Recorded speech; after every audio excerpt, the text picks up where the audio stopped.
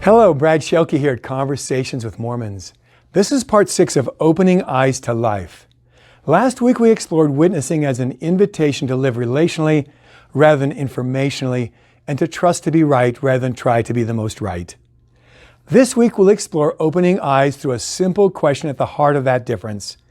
What's the difference between trying to love and trusting to love? Mormons are intrigued by this question and are surprised that they've never heard it. Have you heard it before? Jesus and the Apostle Paul both declare that love fulfills all the moral law. That reveals two big surprises. First, that all of life is about love, which means that my simple question touches every aspect of what it means to be human. The second surprise is that love is ethical in nature. If the ethical nature of love isn't obvious to you, then you're not alone. That's why it's a surprise. These two surprises combine to make my simple question a door into the wonders of how life works, of how human nature works, of what it means to bear the image of God, though not His reality.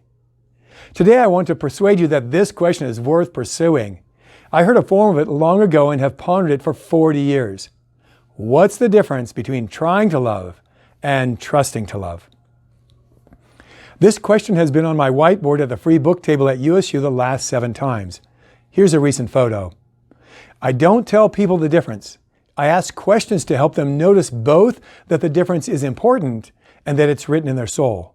I ask them what they think and then invite them to ponder what others have said.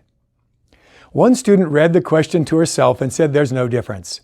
I then said to her, let's say your mom calls you right now and is upset with you. You ask her why she's upset. She says she's trying to be patient with you but isn't there yet. What would you think? She said that would be rude. I smiled and told her she knew there was a difference and simply hadn't noticed it.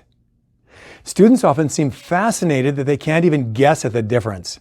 I commonly ask how they would respond if I told them I was trying to love them. They often make a face and say things like, "That's rude. You're blaming me? Or you really don't love me?" One guy said, "That's harsh." An agnostic former Mormon nailed it when she said love should be natural and not forced.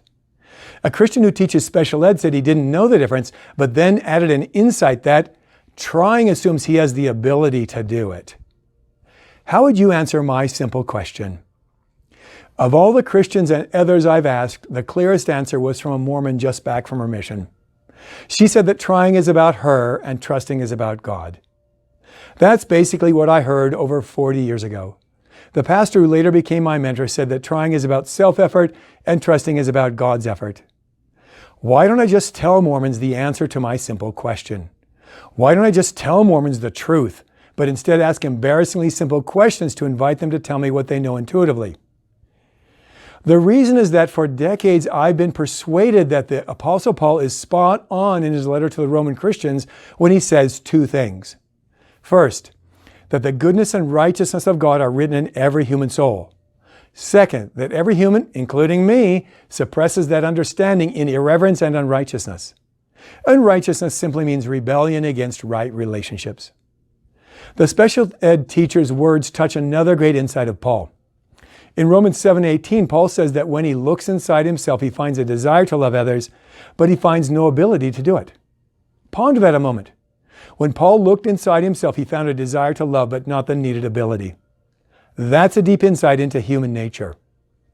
My simple questions lead people to discover in their soul Paul's insights and their need for Christ.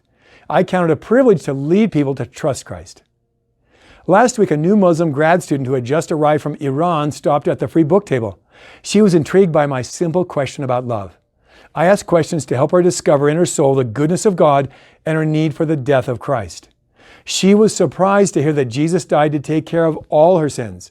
I was then surprised both that she liked Jesus dying to resolve her sins and that she said she would pray and thank God for sending Jesus to die in her place to take care of all of them.